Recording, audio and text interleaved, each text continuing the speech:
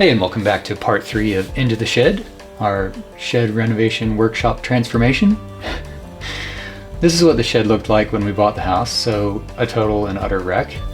It quickly became a dumping ground as we lived through the renovation, as it was at the bottom of our priority list.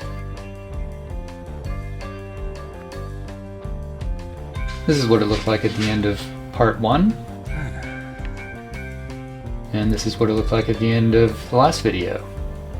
So we got the electrical in, built a workbench, lined the walls, roof is all cleared out, some lining boards up in the apex. Starting to get organized, still need to finish up this. One of the projects I'm going to be doing today is getting some barn doors hung to cover the storage area.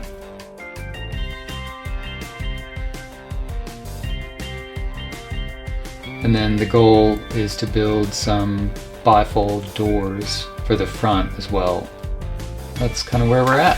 So for the barn doors, there wasn't a wall where I could install the door hardware. So I needed to basically create a bit of a header that went above the unit that I could install the hardware onto. There was a bit of a drop in the middle of the cabinet that I knew I was going to have to rectify. Other than that though, it looked pretty good. First things first, once I got myself suited up, I needed to jig out the top plate that I was using as kind of a ceiling for the shelving unit, because it wasn't in a straight line. Because what I found was as I was putting those last few stud walls into place, they were coming further and further out into the shed space from the wall, because the shed wall was not in a straight line. So I knew when I hung the doors I was going to have to rectify that. I just wasn't sure exactly how much. So getting this top piece cut to size and screwed back in.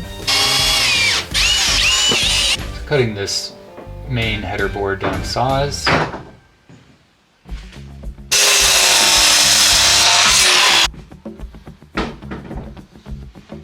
And again, confirming kind of that drop area. So just getting a measure on how thick that was, and then just coming up with a solution. In this case, an old lining board that I had lying around seemed to do the trick. Next, getting the hardware for the barn door in place.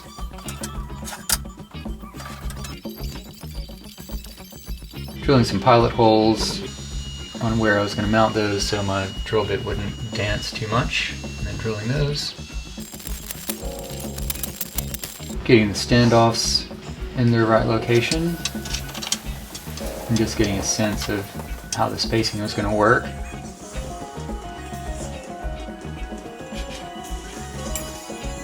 The screws were so long, so I had to elevate the board before screwing in, otherwise I was going to screw right into my workbench.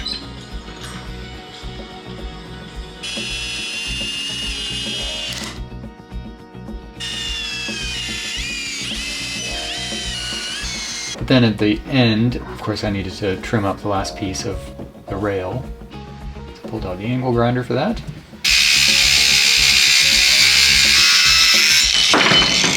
Getting the edges all cleaned up.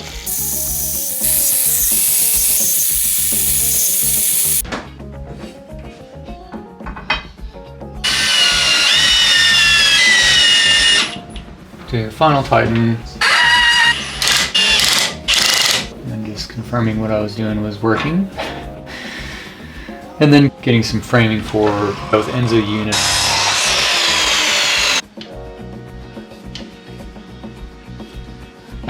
So getting those secured and screwed in from the bottom. And then I could screw the header board when I mount it on the top, screw the header board into those framing pieces.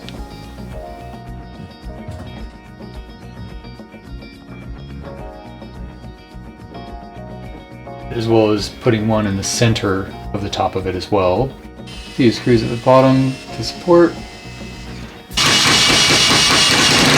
And then voila. Looking good.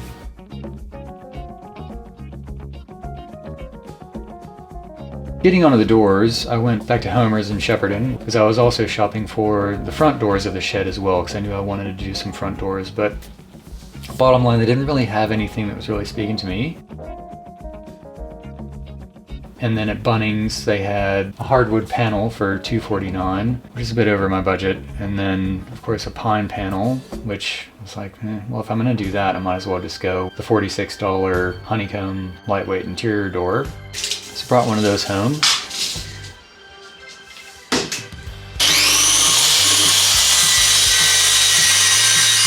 It always helps to adjust the blade before you cut, so it cuts all the way through the first time. And I knew I was going to have to do something to close off the bottom of that door once I was cutting it, so I will be doing something to manage that. So getting the door marked up where I was going to mount the hardware.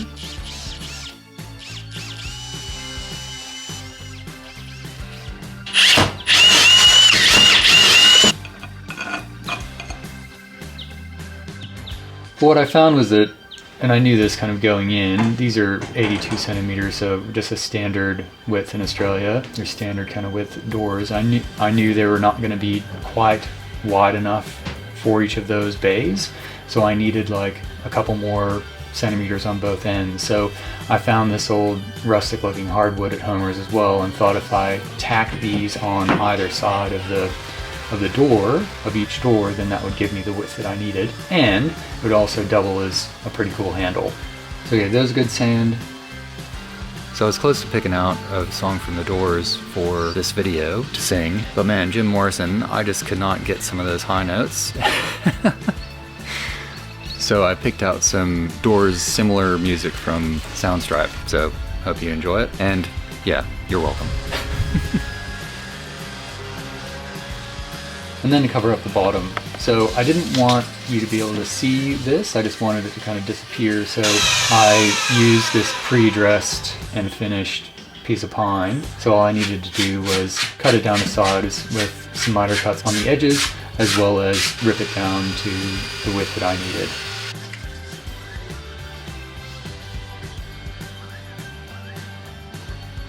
So just globbing some glue on where about the honeycomb was going to be contacting this little piece of timber, and then tacking in some nails at the best kind of most strategic points, and then standing these up on end so that the glue can do its work.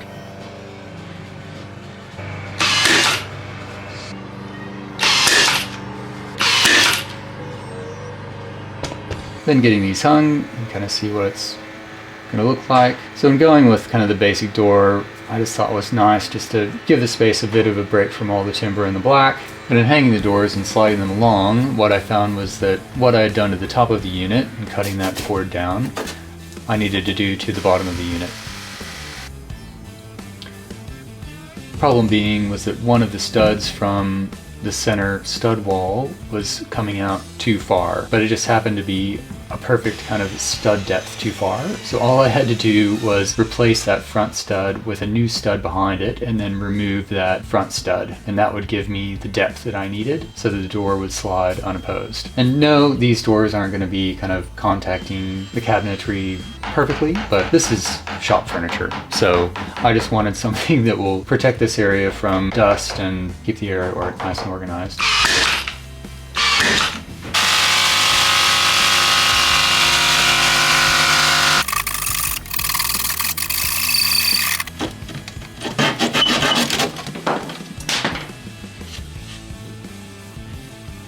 Then just using an off-white that we've been using on the inside of the house called Grand Piano, and this is the lighter kind of quarter version. It's just a nice kind of cream color. It's got like a nice green undertone, so it's not too yellow, but it's also not a stark white that would be kind of too jarring for the space. I know you'd think I was like an interior designer or something.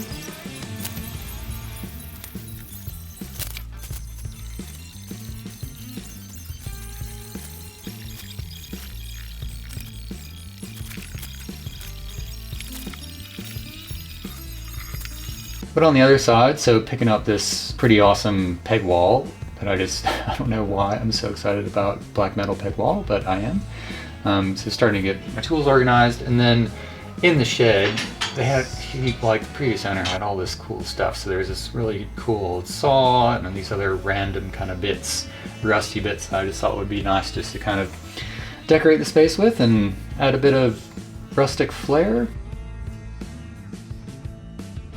So putting those up out of reach.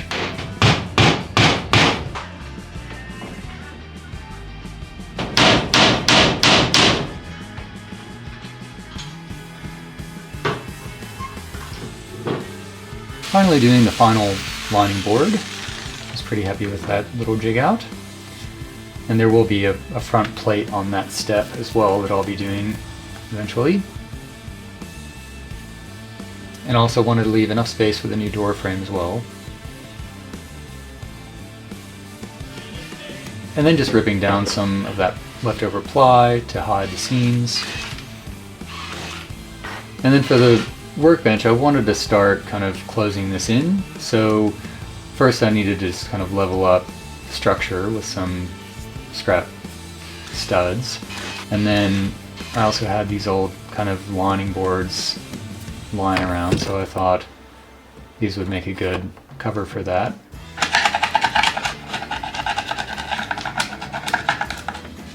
So just marking these down and doing a bit of a miter cut on the front.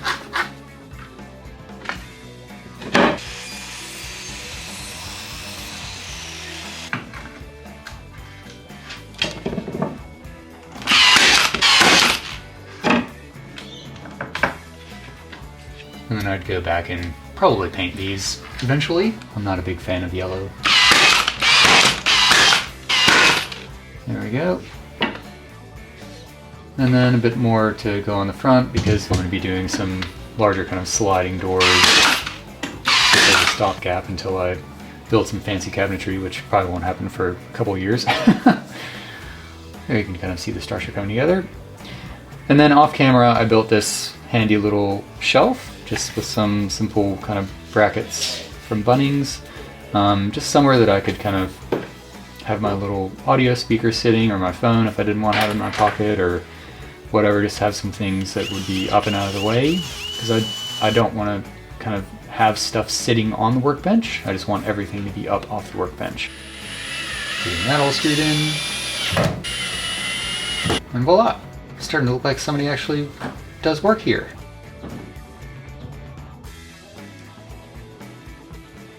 And then it was door day. I've been looking forward to this day for a really long time. I don't mind the old barn doors, but they're just a bit unruly to kind of open and shut, and one of them is a bit warped. And I really just want to get something that's a bit more easy to use, because I will be kind of in and out of here quite frequently. It's not just a storage area. But I do have something in mind for these doors in the future that I can kind of repurpose these. So first just getting some measurements, doing a bit of maths, and then running back up to Homer's to see if I can find some hardwood.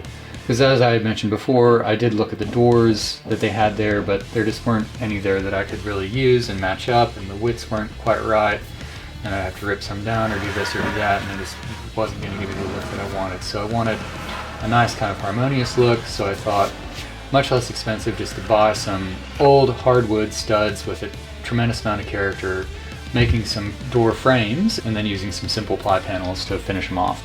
So first just getting my measurements all right and making some initial cuts.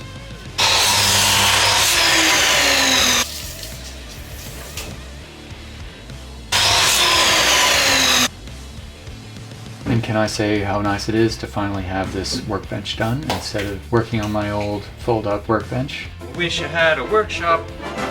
I wish the shed were done. Which I actually got as like a Qantas frequent flyer point special. Getting these all to size, and I was starting to get really excited. Yes, they are a bit splintery, but I wound up doing just like a nice kind of light sand, but I don't know. I think splintery doors can be a bit of a deterrent for those wanting to go in.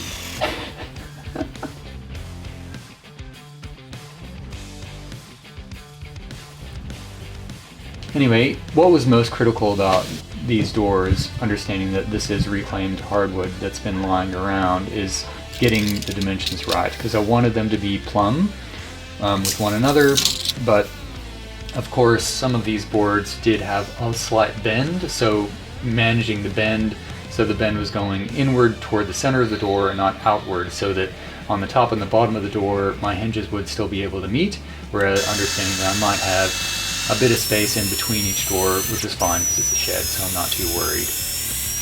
So construction of these was pretty simple. I don't have a biscuit joiner, nor do I have a pocket screw jig, so I just opted to countersink some really long friggin' screws, 2 for each rail on either side, as well as some glue to hold them together. This seemed to work just fine.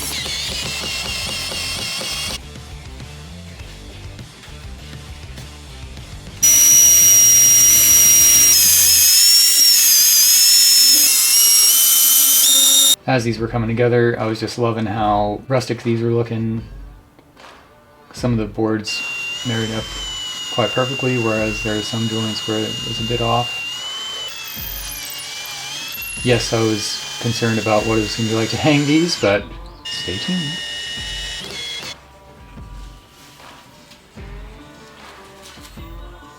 That's door 1 done.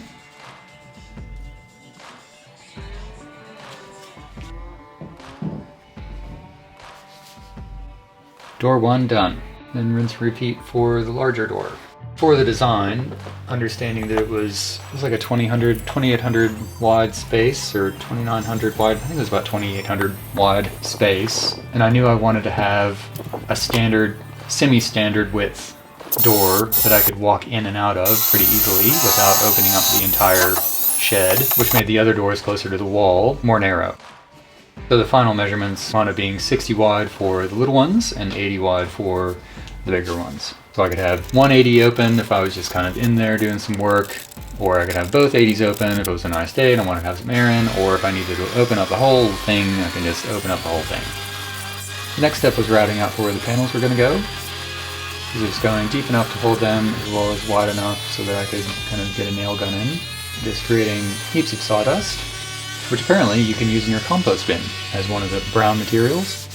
I wasn't aware of that when I made these doors, so unfortunately all this just went in the garbage, but there you go. And then chiseling out the corners.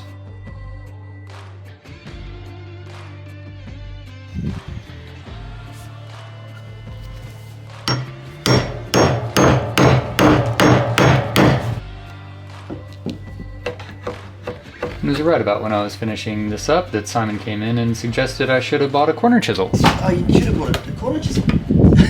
I know. It's the same thing. Like, oh, fuck, I should have gotten a corner chisel. So I'm just measuring out the size of the panels I would need.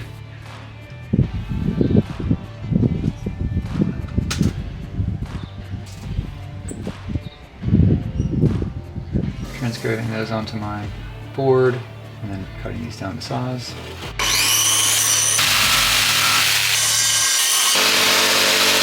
And then finally getting these panels put in. But then for these boards, you'll notice that they were a bit warped because that's just how they came. So what I wanted to do first was use some screws and just screw them in so that the head of the screw was going to be holding down where those kind of warped bits were kind of poking out. And then going back afterward and using a nail gun to tack in every other spot. So first just going around with a drill and screwing some screws in at some strategic points.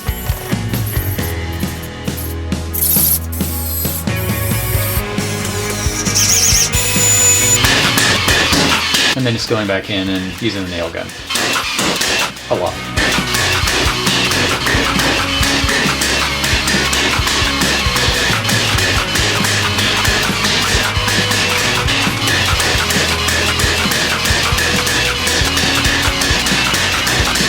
There we are, door's done. And though I would love to kind of carry on, my external hard drive where I have this video being made is just about out of space. So I literally cannot continue. I have to cut it short. And so I figured now would be right about that time. So I'm gonna run out to Officeworks and buy a new external hard drive, and then I can continue making the fourth and final video where you can see me hang these monsters, finish up the front of the shed, and also maybe get to see me dressed up like an albino penguin. Your video? So stay tuned for next time. All right, that's it. Cheers. Bye.